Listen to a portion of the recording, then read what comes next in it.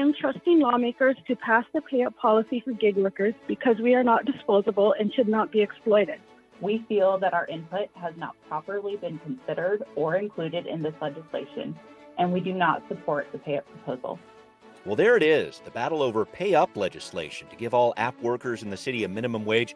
That's back in front of the Seattle City Council this week with some freshly delivered pushback from some of the major app companies to consider. Well, we are discussing that, a new way the city could investigate the chief of police when a complaint is filed. Interesting story there. And a potential change to Seattle's just cause eviction laws. A veritable potpourri of topics, and you don't even have to wager a daily double at Seattle News, Views, and Brews, your coffee break political podcast. I'm Brian Callanan. I'm a host on Seattle Channel, and the views expressed here are my own. And I'm joined by David Croman, transportation reporter for the Seattle Times. David, as always, great to see you. I've been thinking about this a lot. You out on the Kitsap Peninsula, I read that you actually ran past a bear recently on a morning jog. Did you outwit it with your powers of journalism, or what was the deal there? Well, actually, I saw it 2 daes in a row. I saw it the next day, man. too. So it's now apparently a resident of this. A neighbor. Yeah. Okay. Yeah. Okay. Fortunately, I wasn't very close to it. I sort of heard it back in the woods and just kind of caught a glimpse of it. Fortunately, walking the other direction. But okay. Yeah. And then your dog ran off the other direction too. That's really helpful. Yeah, I know. Which turns out to be a good thing. I learned that a lot of times when bear attacks happen, it's because and this week it's Liz sending in what looks like a mug full of rain. Well, no kidding, Liz. One of the wettest months of May Seattle has ever had on record. All right, well, man, stay dry. I'm glad you're okay. Please, thanks, Liz, for sending that in and for supporting the show. Don't get eaten by a bear. I've never said that advice to anyone, but I hope you take me up on that. Thanks as always, David, for joining me. Thanks to all of our listeners out there. Thanks to City Grind Espresso, our background noise sponsor for the audio podcast. Please do visit them on the first floor of City Hall. And thanks especially to our patrons. If you listen, folks, it is time to become a supporter of the show. If you would please, we will send you a Seattle News, Views, and Brews coffee mug.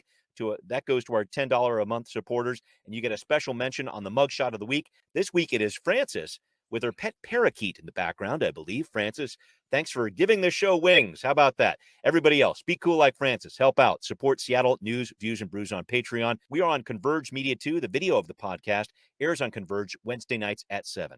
Off we go with right here, right now.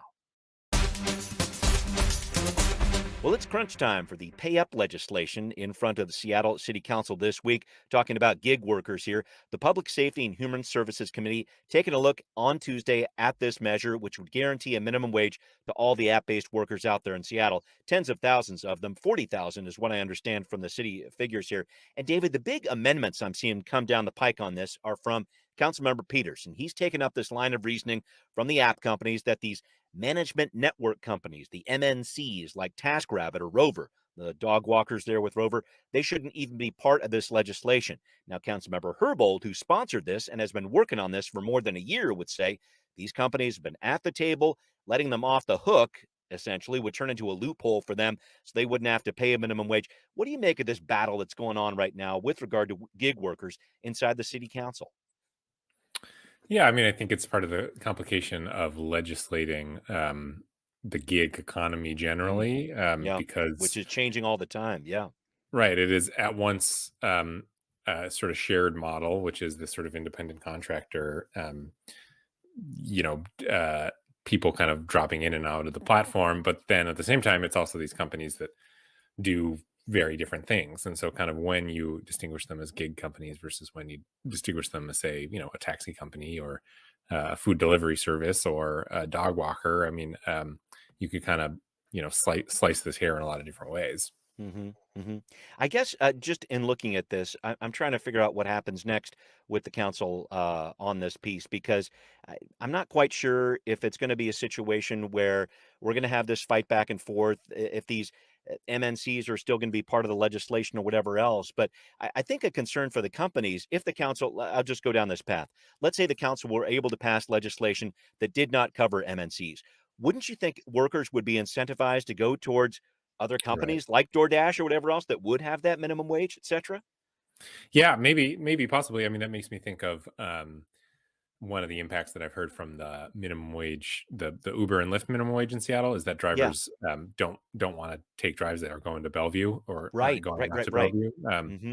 And so, yeah, I mean, it's again, I mean, part of this whole economy is sort of by nature very fluid, and changes a lot. And so, yeah, I mean, I think any sort of regulation could have impacts, both in any sort of direction. Some people will see them as positive changes, and some people will Yeah. see them as negative. Yeah, yeah. It's interesting to me, though. I saw that Councilmember Herbold had actually put an open letter in the Stranger, reaching out to DoorDash customers out there, saying, "Hey, I'm a Right. DoorDash customer too. Make sure you're giving us the positive feedback on pay up." Not something that is unheard of. Council members have done that before, but were you surprised that she went to those lengths on this? No, I don't think so. I mean, there's also, I think also some of these pieces of legislation, I mean, require some buy-in from the customers Hmm. because, one tactic is, and I've been hearing this again from kind of the Uber and Lyft representatives or people involved in that world, Yeah, which is they're gonna blame any kind of price increase on legislation from the on the Seattle City council. Council, Yeah. and they'll find Hmm. ways to do it creatively. If you have these apps, a lot of times you'll actually get messages from them sort of encouraging you to reach out to your council member. So they're not Right. shy about Yeah. kind of using leverage to hit back Hmm. on being regulated. Yeah.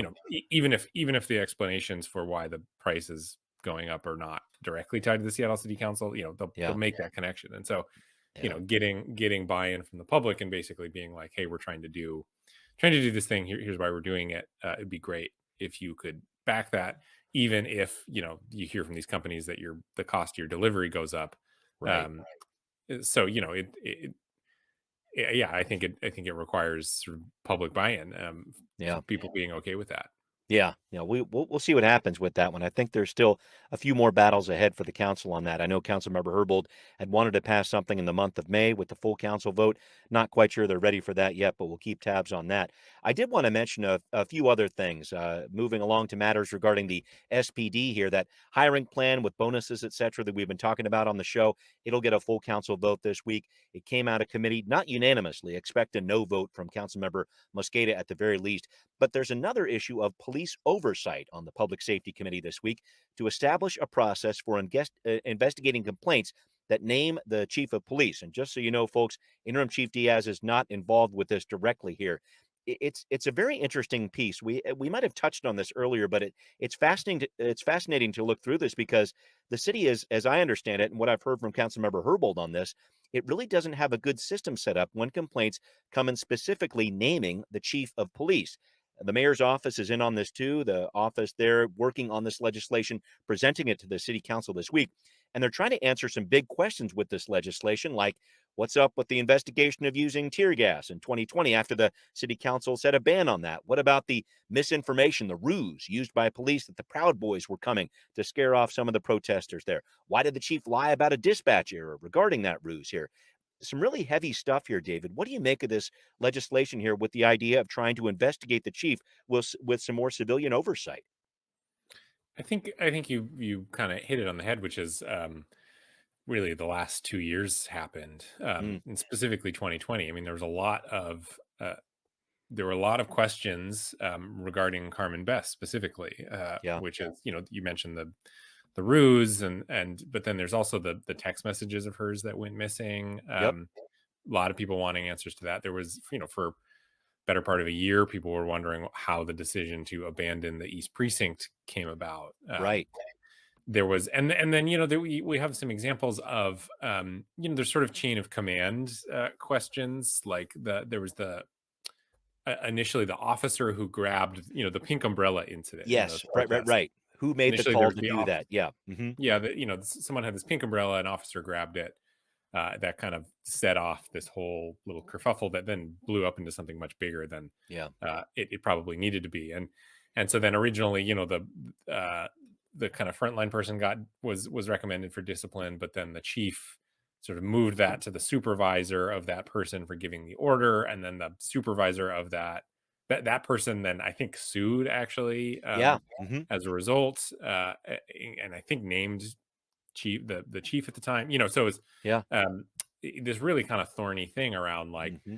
if there is misconduct, like, does the fault lay to the person who carried it out, or the person who gave the order, or the boss of the person who gave the order? And so I think, opening up more lines of inquiry into the bosses, especially the chief, who's not part of any union, or it doesn't have isn't subject to any kind of OPA necessarily, is it's I'm sure that it's a reaction to a lot of that. Agreed. And I think it'll be interesting to see how this plays out, because in this legislation, it's actually laid out specifically that the mayor wants it implemented as soon as possible. But he also says, well, there's likely some sort of involvement that needs to happen with the police unions, just to make sure that because they're in the middle of a bargaining process right now. They haven't had a contract for more than a year, as you know. And I'm interested to see what police unions would say about this, because I think it does speak to the chains of command, how much the mayor's office or the city council have control over that. And I would have to think there's going to be some pushback from police unions on this one. Don't you think? Yeah, I don't know. That's hard for me to read. I mean, because it's not like the police unions and the police chief always have a great relationship either. This is true. Yeah. That can be a tense relationship, because the police chief is management, and the union is labor, and that is an inherently combative relationship. And so who knows? I have no idea. Who knows? Maybe the police union decides they actually like this, because but I don't know. It'll be interesting to see that one play out too. But a lot still ahead for the SPD, and we'll see what the mayor's office and the council come up with there with regard to that legislation there. All right, well, up next, got a lot more to bring you here, including more fallout from the sweep of encampments at Woodland Park. We're going to talk about that aftermath on Now Hear This. Well, the city of Seattle, and the mayor especially, very much trying to change the narrative when it comes to sweeps of homeless encampments in the city. So Mayor Harrell had a press conference last week at Woodland Park. A few other people joined him. He touted it was the largest number of people connected with shelter and housing during an encampment clearing in the city's history. So definitely something to shout about there in terms of what he was saying. But the mayor actually, with this, in his press conference, would rather not call this whole process even a sweep after 4 months of outreach and services at the park. Here's what he said. Today is not a victory lap. It's far from it. What it is it's a narrative that this is the Seattle we will build, leading with compassion, housing people, getting them the treatment. Well, just leaning once again on some reporting from Publicola for some follow-up and perspective here. The plan was to have a by-name list for everyone at the park, but that didn't pan out completely. About half the people removed from the encampment at Woodland Park did not end up on that list. And David, I'm just bringing this up again because it seems like the city is so intent on changing the viewpoint about what happened at Woodland Park there. A sweep has always been a sensitive term, I know, but what are you supposed to call it when tents and camps are all taken down? I guess, what do you make of what the mayor's saying and this press conference that was at Woodland Park last week? Yeah, it's interesting, and it's actually to me it signals he's kind of taking up the language of I would say specifically LEAD, the formerly Law Enforcement Assisted Diversion Program. I can't remember exactly their acronym now. There's a new acronym for it now. It's still LEAD, but with dignity. Dignity is the last part. They're trying to lead people out of lives of criminal behavior and get them into a place of dignity. But keep going. Right, and this kind of related program, Just Care, which is sort of part of the same umbrella organization, or was. But that for a long time has been kind of a progressive, the progressive community has really appreciated and supported that program. I remember there was an operation down in Pioneer Square. There were a lot of tents down there. And it was sort of a similar approach. They spent a long time talking to folks and sort of, in this case, getting them into a empty hotel because it was during the pandemic. Right. And I remember once kind of not flippantly, but sort of calling it a sweep offhandedly, just because it was something I was used to. And they reacted pretty strongly to it, saying, no, this is not a sweep. Sort of exactly the same as you're hearing from Mayor Harrell right now. It's sort of trying to distinguish between these sort of protracted long operations of trying to get people into housing versus what I think, if you're accepting the term sweep, the kind of more controversial, clearing off sidewalks without notice, or which are things that are really happening all the time, but maybe don't get as much press. Right. And so, I mean, it's interesting, and I think I think it's probably going to catch on a little bit more because you do see a little broader buy-in with this, because I think there's some recognition that City Hall needs to be shown to be doing something Yes. with some of these large homeless encampments. Yeah. And also maybe a recognition that just clearing these folks out without kind of a backup plan, which I think is how a lot of people would define sweeps. Yeah. Is has both become a very time consuming debate in City Hall. And is, I think there's a lot of recognition that it's frankly not that effective, because Yeah. Folks just kind of end up somewhere else. And so Right. I think the kind of trying to redefine the quote sweep is a sign of what we've been seeing a lot this year. And I think since Mayor Harrell took office in particular is actually, I would say, some movement kind of towards maybe not like the most extreme left or right, but Sure. folks on the Trying left to find that middle ground. Yeah. a little closer together on a strategy around this. Yeah. Whether it's scalable, of course, is the biggest question, because Yeah. there's still limited shelter, and we frankly don't know how well this has worked yet, because we'll know it worked if people don't show up again somewhere else. So I don't know. There's a lot going on in just his insistence that this is not a sweep. Right. And it's interesting to me, you bring up that piece about shelter space. I think what made this work, at least in the mayor's mind, and in terms of just from a pragmatic standpoint, there actually were some spaces that were set aside specifically for this encampment. So I think that's something that the mayor was looking at. The city council has been talking about this a lot too. A lot of the people who left this camp and went into other options ended up going into tiny house villages. So I think that's going to be something that we'll see more of going forward. But I did want to touch on one more piece here, David, because it was reported in the Seattle Times with the mayor's office later on this month. Of course, he made this big promise that he's going to have 1,000 new shelter beds by 6 months into his term, and he's working on that. It looks like that's he's headed in that direction. But then he's also trying to provide a transparent look at what the city's doing with homelessness with a website of some sort, saying, here's where the resources are going, here's how many people are housed, or whatever else. He actually said that'd be up very soon, by the end of this month in May. I'm trying to figure out if that's possible and what that would even look like. Do you have any concept of that? No, I don't. I don't have any concept of that. And I mean, it's it's more than just a dashboard. It has to be, right? In theory, the dashboard has to say something. Yeah. Right. Represent a plan for homelessness. So no, I mean, I think I do think he's still a little bit in the honeymoon period. I mean, he's past 100 days, but still, I think he hasn't quite faced, at least I have seen, the kind of sort of intense pressure to show that there's progress being made. But that'll disappear pretty quickly, right? Especially definitely by the end of year one, there public is going to have some expectation that there is a long-term plan, right? And so I think there's some patience around that right now, but he'll find that runs out pretty quickly, I would imagine. Agreed. And then I keep thinking too of the King County Regional Homelessness Authority, who's working very closely with the city on places like Woodland Park, and that group saying, well, it's going to be an effective zero in terms of homelessness downtown by about this time next year. I mean, they made that promise in February of this year, and they said it would take about 12 months or less.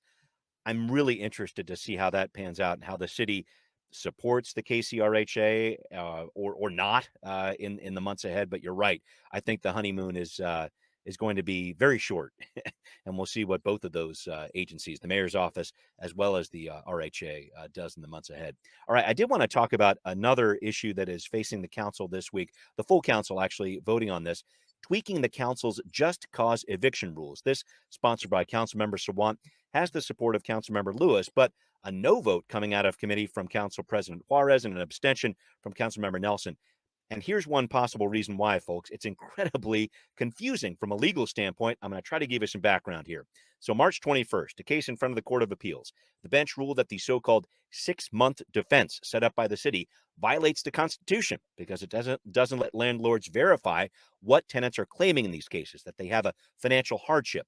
That 6-month defense basically says for 6 months after the end of the eviction moratorium, which happened back at the start of March, tenants self-verify their financial hardship and can be protected from eviction in that way. So stay with me here, folks. You got a new measure from Councilmember Sawant trying to tweak some of the language of the city laws while the city continues to appeal this case in the courts. David, I tried to make heads or tails of this. It just seems like another lawsuit waiting to happen for the city of Seattle with this. Any thoughts about this just cause eviction laws? No, I mean, not exactly, not from a legal standpoint, because you're right, Yeah. it is confusing. We've seen the city kind of take this approach in the past. There was the initiative around hotel workers that got struck down in the courts. Yes. They went back to the legislative process and tweaked it. And of course, it then ended up back in court again. I think it ended up prevailing. I don't actually know. It has, yeah. So I don't know if that path will repeat itself. The thing to me that I would be interested to know more about, and if I was still kind of closely following the stuff, would probably do some reporting on, is what is the sort of advice and what is the reaction right now from the city attorney's office? Because and we'll probably never know that, because all of this is very tightly protected under attorney-client privilege, and they talk about all this stuff in executive session. But this is the kind of first real test that, and this came up on the campaign, of what kind of advice is Ann Davison going to give to Kshama Sawant? Good luck with that. We have somebody who ran as a Republican for lieutenant governor, and a Trotskyist, somebody who's a socialist in the most literal term. Agreed. And so that to me is a really interesting dynamic, which is the sort of response to this. Under normal circumstances, you would think you'd work in close collaboration with the city attorney's office to kind of figure out, all right, what's the best way we can make this kind of bulletproof. But we know that Ann Davidson has expressed skepticism about legislation like this, which is agreed. Landlord groups kind of hate it, and they were the ones who brought the suit. Right, exactly. So that's an interesting dynamic to me. I don't have any insight into what's going on there, but I do find it interesting. No, it will be. And David, I just wanted to put this one on your radar, just looking ahead at the 72-hour rule there that is going to be enforced now when it comes to RVs that are parking in one place, and how that intersects with the homelessness issue, whatever else.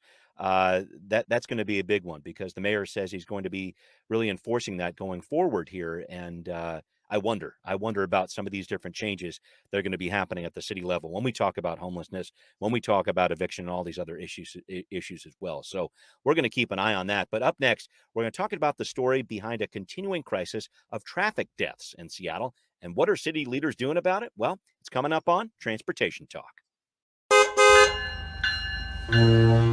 David, another front page story for you in the Seattle Times recently on traffic deaths in Seattle, an alarming trend really in progress right now. Can you tell us what's happening?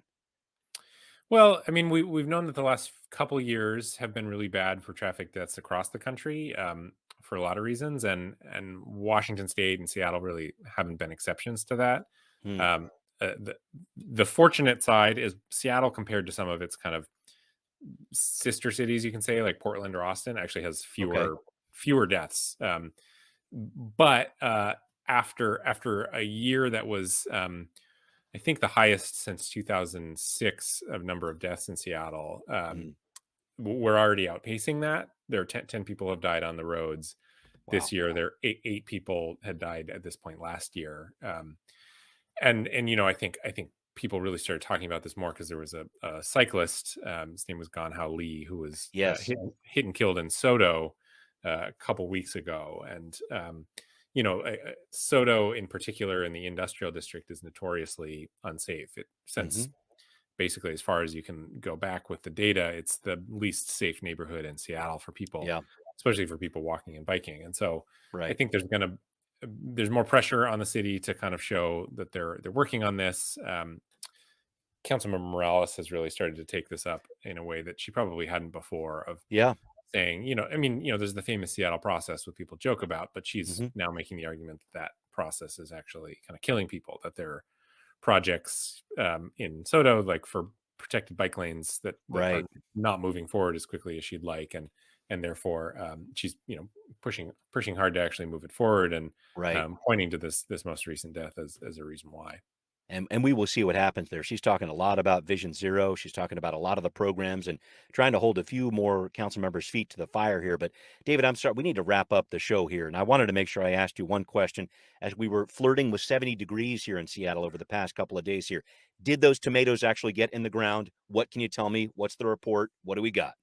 The tomatoes are in the ground, so are the Nice. peppers. Nice. As of yesterday, they're still protected under a little plastic cover, so they'll have a little more resilience. But so far, everything is looking pretty good. Okay, good. All right, we're going to get the garden update with David as often as we can throughout the summer here. I can't wait to hear more about that. David, thank you as always for joining me here. And thank you to all of our listeners out there to Seattle News, Views, and Brews, where you can always find out what's brewing in local politics. This podcast is on all the major platforms. And once again, if you are a listener, please do support the show on Patreon. Greatly, greatly appreciate it. Thanks for watching on Converge Media 2. We will see you next time. Seattle News, Views, and Brews is an independent production of Callanan Media Services. Copyright 2022.